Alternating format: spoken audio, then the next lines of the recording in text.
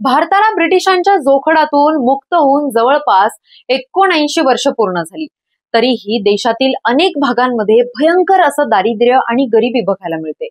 त्यामुळे मूलभूत गरजा भागवणंही मोठ्या लोकसंख्येला आजही शक्य नाहीये। सरकारच्या मोफत धान्य योजनेवर जगणारी कोट्यवधी कुटुंब आहेत, पण असं असलं तरी देशातील एका राज्याने दारिद्र्यातून मुक्त होण्याचा मार्ग दाखवलेला आहे। आपल्या देशातील एक राज्य हे गरिबी मुक्त झालंय।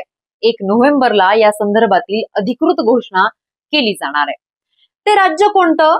तर केरळ राज्याची दारिद्र्यातून सुटका झाली आहे। केरळ राज्याची स्थापना 1 नोव्हेंबर 1956 रोजी करण्यात आली होती। राज्य स्थापना दिनी म्हणजेच 1 नोव्हेंबरला केरळ राज्याची गरिबीतून मुक्तता झालेली आहे, अशी घोषणा केरळ राज्याचे मुख्यमंत्री पिनराई विजयन करणार आहेत। अनेक वर्षांपासून सुरू असलेलं गरिबीमुक्त धोरण अखेर यशस्वी झालं। या सगळ्याची सुरुवात नेमकी कशी झाली आणि यानुसारच संपूर्ण देश आपल्याला गरिबीमुक्त कशा पद्धतीने करता येईल हे सगळं आपण या व्हिडिओच्या माध्यमातून जाणून घेण्याचा प्रयत्न करूयात। नमस्कार, मी किरण सुमन रघुनाथ गीते। स्वागत आहे तुमचं माझ्या हक्काच्या चॅनलवर, ज्याचं नाव आहे द किरण शो। भारतात दारिद्र्य रेषेखाली अनेक कुटुंब आहेत।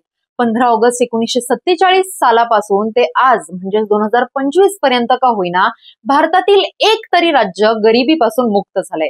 ही खरं तर आनंदाची बाब म्हणूनच आपण त्याच्याकडे बघायला पाहिजे। केरळचे मुख्यमंत्री पिनराई विजयन या संदर्भातील अधिकृत घोषणा राज्याच्या स्थापना दिनी करणार आहेत। केरळच्या जनतेच्या मते या कामगिरीचं श्रेय हे डाव्या लोकशाही आघाडी सरकारला दिले जात आहे। त्यांनी 2021 मध्ये नव केरळ मिशन अंतर्गत सुरू केलेल्या अत्यंत गरिबी निर्मूलन प्रकल्पामुळेच हे शक्य झाल्याचं बोललं जात आहे। केरळने गरिबीला दूर केलं आहे याचा अर्थ सगळे श्रीमंत झाले का? तर असं नाही।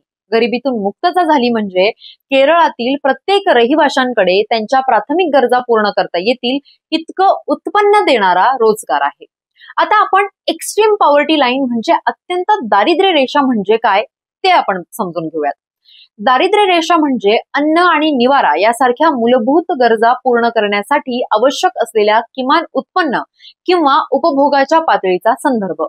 या मर्यादेखाली येणाऱ्या व्यक्तींना दारिद्र्य रेषाखालील म्हणजेच बीपीएल मानलं जातं आणि ते सरकारी मदतीसाठी पात्र ठरू शकतात। अन्न, पाणी, कपडे आणि निवारा यासारख्या अत्यंत आवश्यक गरजा देखील पूर्ण करू न शकणाऱ्यांना अत्यंत गरिबीत जगणारे म्हणून वर्गीकृत केलं जातं। भारतातील राष्ट्रीय सरासरी दारिद्र्य रेषा काय आहे हे आपण थोडक्यात समजून घेण्याचा प्रयत्न करूयात।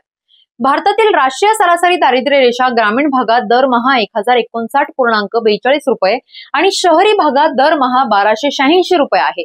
या खर्चात प्रति व्यक्ती अन्न, कपडे, निवारा आणि इतर मूलभूत गरजा समाविष्ट आहेत।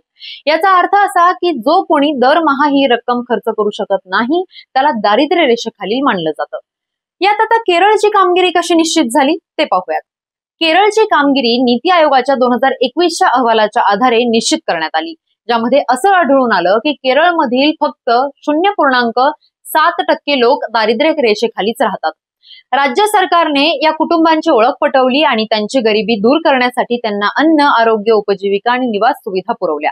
नीती आयोगाच्या 2023-24च्या अहवालात एसडीजी इंडिया इंडेक्स 2023-24 केरळ हे राज्य 79 गुणांसह मानवी विकास निर्देशकांत भारतातील अव्वल राज्य आहे। त्यानंतर तामिळनाडू 78 गुणांसह तर बिहार 57 गुणांसह मागे आहे।